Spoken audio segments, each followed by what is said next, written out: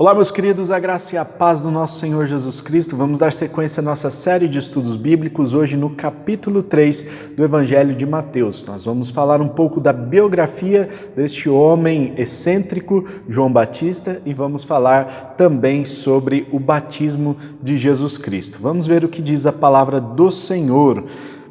Naqueles dias surgiu João Batista pregando no deserto da Judéia. Ele dizia: arrependam-se, pois o reino dos céus está próximo. Este é aquele que foi anunciado pelo profeta Isaías. Voz do que clama no deserto, preparem o caminho para o Senhor, façam veredas retas para ele. As roupas de João eram feitas de pelos de camelo e ele usava um cinto de couro na cintura. O seu alimento era gafanhotos e mel silvestre. A ele vinha gente de Jerusalém, de toda a Judéia e de toda a região ao redor do Jordão. Confessando seus pecados, eram batizados por ele no Jordão. Quando viu que muitos fariseus e saduceus vinham para onde ele estava batizando, disse-lhes: raça de víboras, quem lhes deu a ideia de fugir da ira que se aproxima? Deem fruto que mostre o arrependimento. Não pensem que vocês podem dizer a si mesmos: Abraão é nosso pai, pois eu lhes digo que destas pedras Deus pode fazer surgir filhos a Abraão. O machado já está posto à raiz das árvores, e toda árvore que não der bom fruto será cortada e lançada ao fogo. Eu os batizo com água para arrependimento, mas depois de mim vem alguém mais poderoso do que eu, tanto que não sou digno nem de levar as suas sandálias. Ele os batizará com o Espírito Santo e com fogo. Ele traz a pá em sua mão e limpará a sua eira, juntando o seu trigo no celeiro, mas queimará a palha com fogo que nunca se apaga. Então Jesus veio da Galiléia ao Jordão para ser batizado por João. João, porém, tentou impedi-lo, dizendo: eu preciso ser batizado por ti, e tu vens a mim? Respondeu Jesus: deixa assim por enquanto, convém que assim façamos para cumprir toda a justiça. E João concordou. Assim que Jesus foi batizado, saiu da água. Naquele momento o céu se abriu, ele viu o Espírito de Deus descendo como uma pomba e pousando sobre ele. Então uma voz dos céus disse: este é o meu Filho amado, de quem me agrado. Meus queridos, nós vemos aqui que o evangelista Mateus, ele dá um salto na história de Jesus Cristo. Nós vemos o relato do seu nascimento, vemos a visita dos magos, vemos ali o início da infância, e Mateus se preocupa em relatar apenas que o crescimento de Jesus foi na cidade de Nazaré.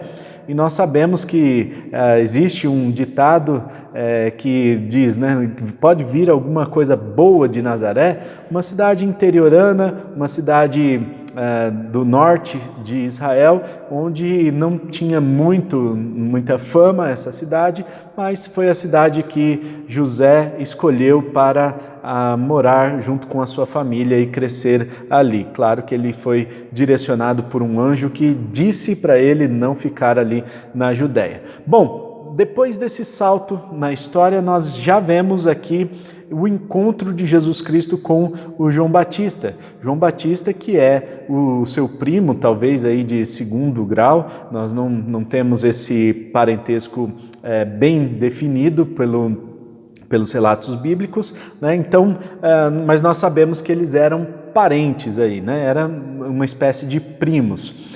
E João Batista, o João que batizava, A palavra batista vem de João que batizava.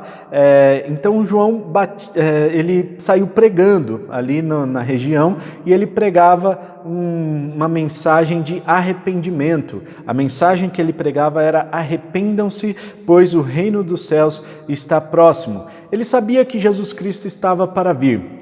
Jesus o Cristo, Sabia que o Messias estava para vir, e ele reconhece isso no seu primo. Quando Jesus chega para ser batizado por João, ele diz assim: eu é que preciso ser batizado por você, e você que vem a mim. E Jesus diz: vamos manter assim as coisas por enquanto, para que se cumpra a justiça, já que João era um profeta que estava pregando ali naquela época, era um profeta reconhecido, ele já tinha ali alguns seguidores, algumas pessoas que estavam se juntando ao grupo do João Batista. E João Batista, ele era um pouquinho excêntrico, né? Um pouquinho fora da curva aqui, né? Era um homem muito simples, né? Ele se vestia de roupas de pelos de camelo, e isso sinaliza aqui uma simplicidade muito grande, e o texto também diz que seu alimento era gafanhotos e mel silvestre. Algumas traduções podem dizer que não era bem gafanhotos, né, mas poderia ser alfarrobas, né? Alfarrobas era uma planta, é uma planta, né, que tem ali na região de Israel, e essa alfarroba, ela dava uma espécie de vagem, assim, com alguns grãos dentro, e João Batista provavelmente se alimentava dessa planta, né? O que é interessante a gente parar para pensar é que a tradução pode ser que tenha sido um pouco diferente, pode ser que tenha se perdido ao longo dos anos aí a tradição em relação à tradução genuína. Não sabemos se eram gafanhotos mesmo ou se era essa alfarroba, porque a palavra é muito parecida no hebraico, mas nós sabemos o seguinte: a simplicidade de João Batista é enfatizada aqui pela mensagem de Mateus. O evangelista Mateus mostra que João Batista era um homem muito simples, era um homem que vivia ali aos arredores da cidade, ele não ficava muito na região de Jerusalém, e ele tinha ali uma espécie de tribo, né, os seus seguidores que estavam junto dele, que ficavam perto do Rio Jordão. Por que ele escolheu ali o Rio Jordão para habitar e para construir ali o seu ministério? João Batista, ele era uma espécie de essênio, né? Essênio era uma divisão dentro do judaísmo que pregava que eles tinham uma ascendência profética, né? Então eles procuravam sempre estudar os profetas, e cada pessoa que entrava para esse grupo, eles escolhiam um profeta para ser o seu ascendente, para ser aquele que você ia estudar, que você se identificava mais, né? Então João Batista, nitidamente ele escolhe aqui o Isaías, que ele relata, ele escolheu, né, anunciar essa mensagem, preparando o caminho, fazendo as veredas retas, mas alguns acreditavam que ele era uma espécie de Elias, né? Então o próprio Malaquias, na sua profecia, ele relata alguém que viria antes de Jesus, antes do Messias, para preparar o caminho. Então esse profeta seria uma espécie de Elias. Aí João Batista, então, foi essa espécie de Elias, né? E a mensagem de João Batista era uma mensagem de arrependimento. E por que, então, que João Batista batizava, né? Vamos ver que a palavra batismo significa mergulhar. Então, eles tinham esse rito de iniciação na cultura dos essênios, desse grupo judaico chamado essênios, né? E esse rito de iniciação era o batismo. Eles precisavam falar publicamente que eram pecadores. Eles reconheciam publicamente que necessitavam da graça de Deus e que eles, por si somente, não conquistariam o favor de Deus pelas suas forças, assim por dizer, né? Então, nós vemos que João Batista, ele se apresenta como uma pessoa humilde, e seu grupo de seguidores também são pessoas humildes, que reconheciam publicamente essa humildade. Por isso, eles passavam pelo batismo, um rito público de pronunciar para todo mundo que eles estavam arrependidos dos seus pecados. E nós vemos aqui na narrativa que vem alguns fariseus e saduceus ali procurar João Batista. João Batista vai com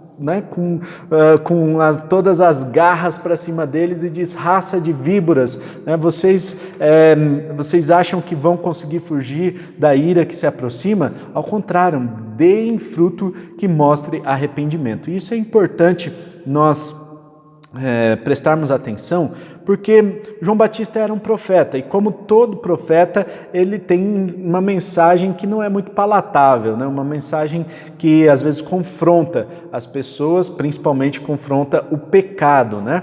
E os fariseus e os saduceus já estavam vivendo naquela espécie de hipocrisia, né? Colocando leis legalistas em cima do povo, né? Fazendo com que o povo cumprisse ritos inimagináveis, né? E eles mesmos eram cheios de pecados, né? E por isso João Batista vai confrontar esse tipo de pecado e ele diz: deem fruto que mostre arrependimento. Vocês não precisam apenas passar pelo batismo falando para todo mundo que vocês se arrependeram. Vocês precisam mostrar fruto desse arrependimento.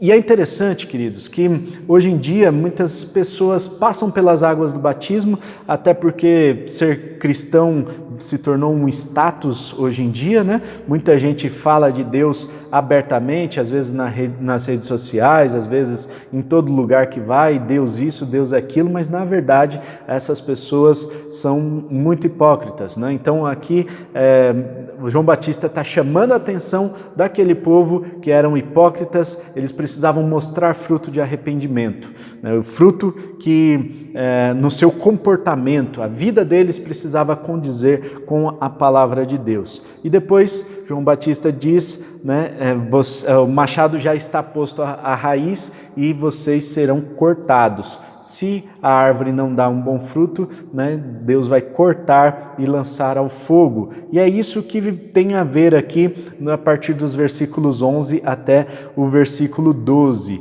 Né? Então Jesus é aquele que vem com a pá na mão e ele está pronto para colher o trigo, mas a palha vai ser queimada no fogo, um fogo que nunca se apaga. Ou seja, a justiça de Deus virá por meio de Jesus Cristo quando ele implementar o seu reino. É uma purificação eterna, um fogo que nunca se apagará, já que Jesus vai chamar para si aqueles que são trigo, aqueles que estão próximos a Ele, aqueles a quem professam a sua fé no Senhor, e aqueles que são palha serão queimados. Nós vemos que Jesus procura João Batista para ser batizado por ele, né? E João Batista diz que ele precisava ser batizado, né? E Jesus fala, não, vamos manter assim, já que João Batista era o profeta, Jesus estava reconhecendo esse espírito de profecia em João Batista. E nós vemos que no ato do batismo,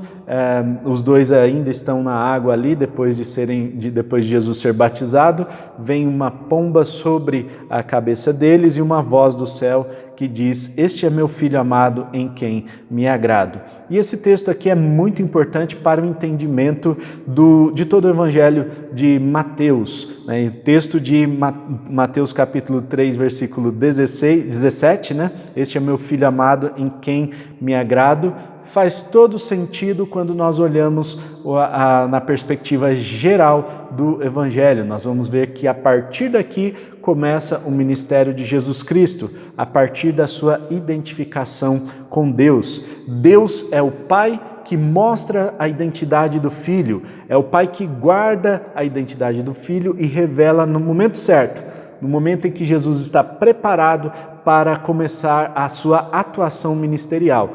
Então, Deus prepara esse momento, que é um momento muito especial na vida de Jesus. A partir desse momento, então, Jesus está pronto para começar o seu ministério, porque ele tem a sua identidade firmada no seu Pai. E nós vamos ver depois aqui na continuação, no capítulo 4, que esse relato aqui do batismo de Jesus é muito importante e nós vamos ver por quê. Fique por dentro dos próximos estudos, não perca nenhum deles, se inscrevendo no nosso canal e ativando o sininho para receber as notificações dos próximos estudos bíblicos, tá certo? Então, nos vemos no próximo vídeo. Até amanhã, se Deus quiser. Forte abraço, tamo junto e tchau!